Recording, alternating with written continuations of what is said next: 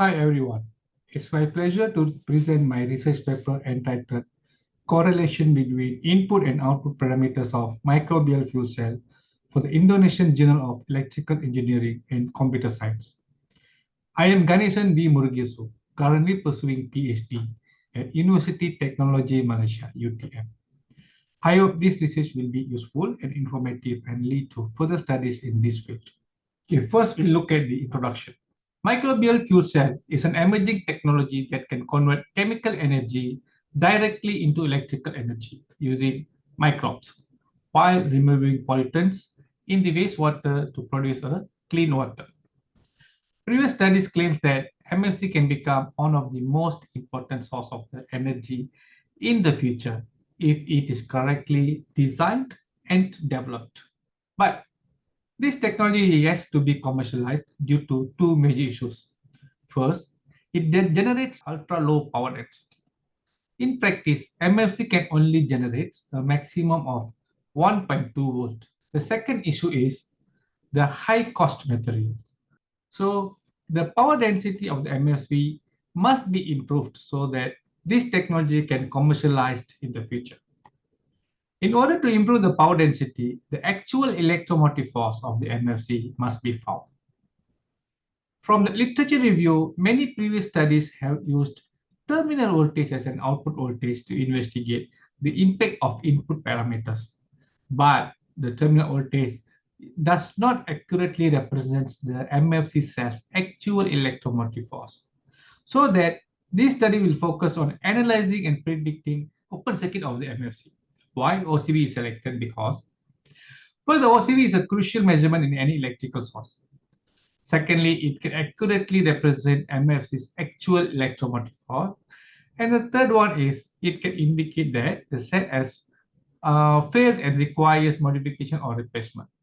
So this study is focused on finding the correlation between three main parameters that influences the OCV, which are the pH value, the temperature, and the total dissolved solid TDS.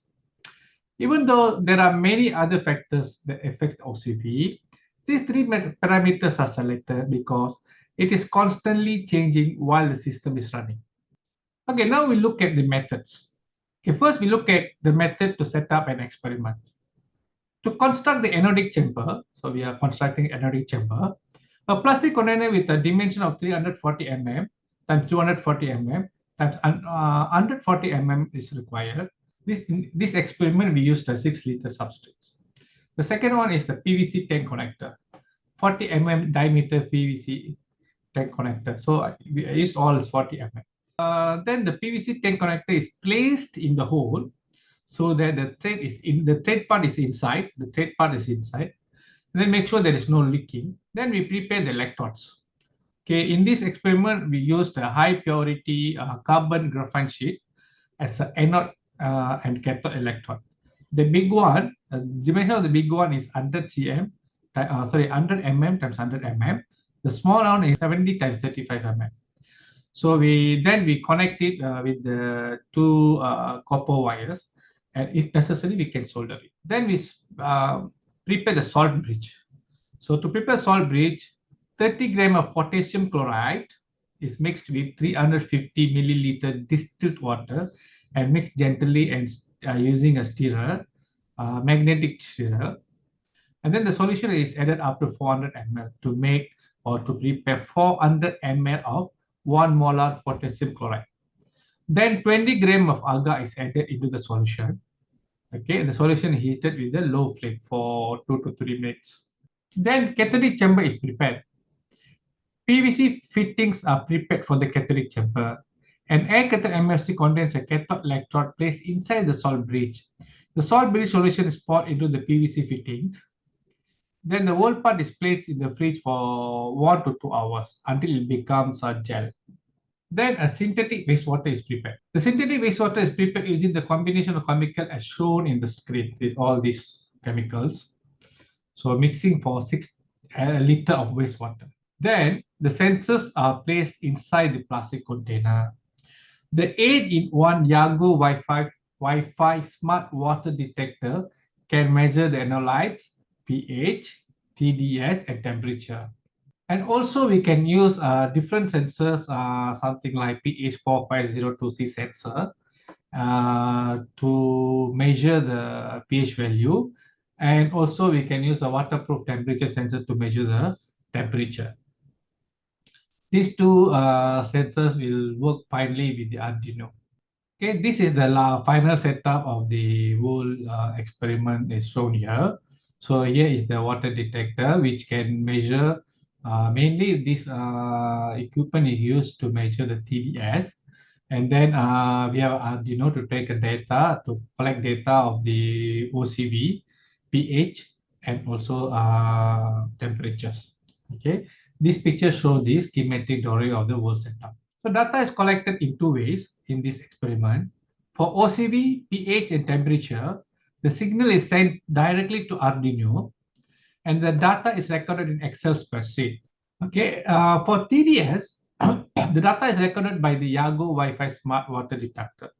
The recorded data is saved in Excel spreadsheet and sent to email. The data using Arduino is recorded every 15 seconds, and the average reading is taken in 5 minutes block.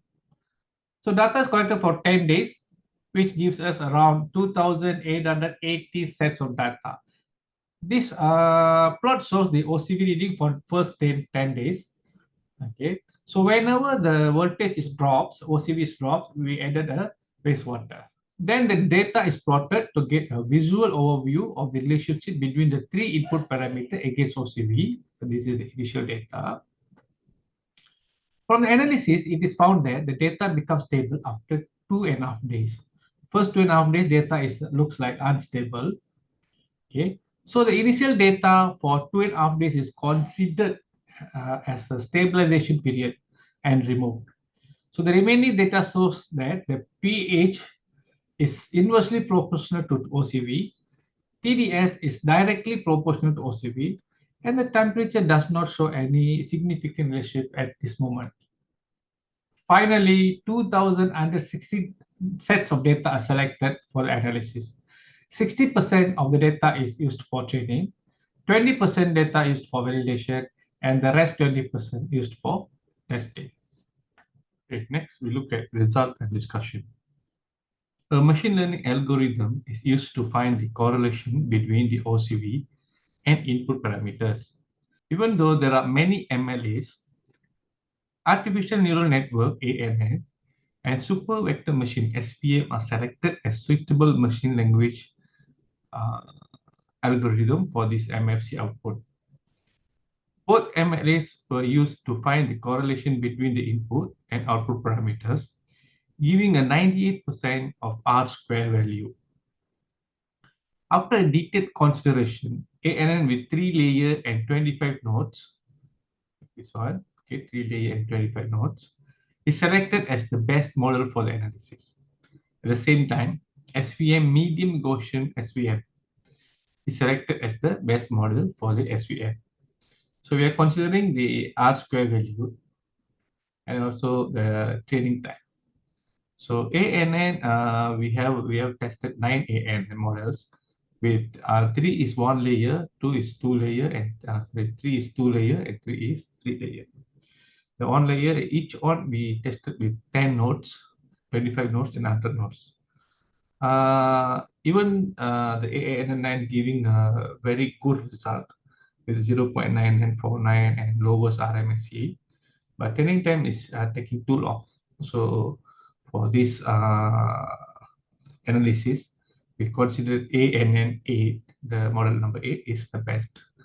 Same time for the SVM, we tested with linear SVM, quadratic SVM, cubic SVM, fine Gaussian SVM, medium Gaussian SVM, and also cost Gaussian SVM. And then out of these 6, we selected the SVM model number 5 with R squared 0.98, RMSE 9.815, with the training time less than 2 seconds. This screen shows the correlation plot between TDS, temperature, and pH against OCV. The first one shows the OCV versus TDS.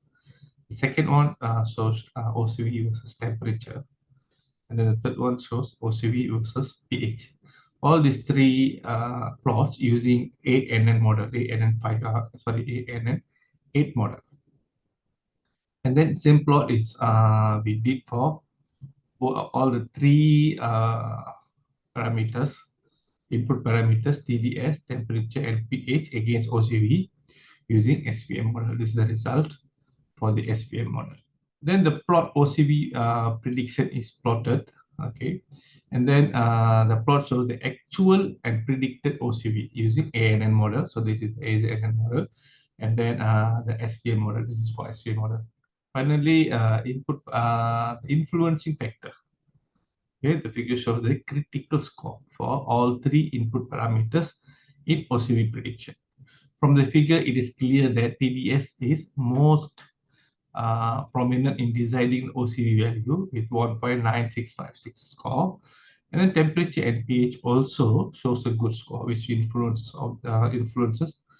1.1518 and 1.0757 scores. Then the data is validated and tested.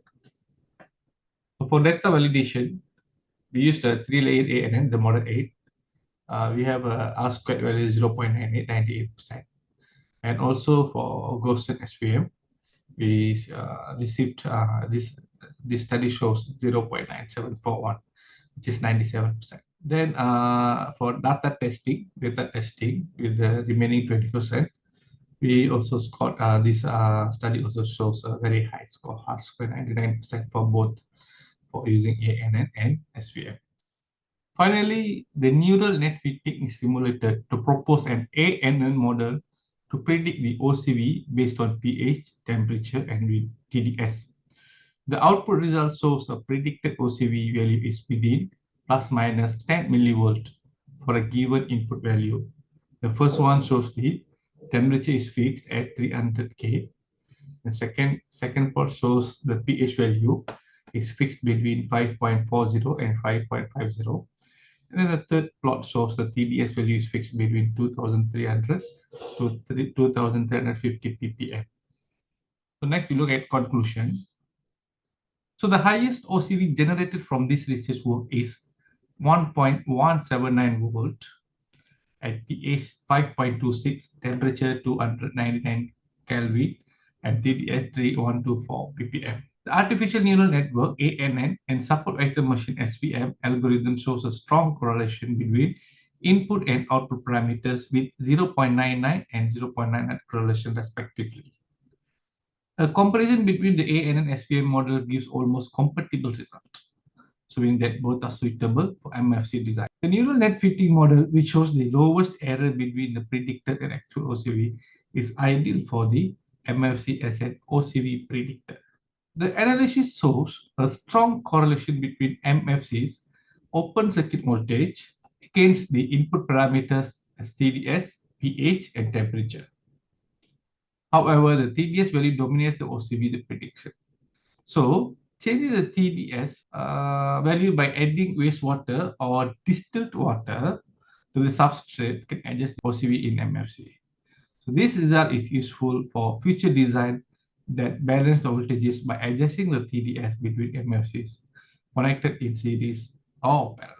While this research's conclusion is informative, some limitations remain which can be upgraded in the future. Future studies should examine the model with the variable load. Additionally, employing actual wastewater as a substrate may enhance the model further. This work is considered a booster for the ongoing research in this field to generate the voltage balance MFC model in series or parallel in the future. Okay, that's all my presentation for this study. I hope this study is informative and useful for the future research in MFC field. Thank you.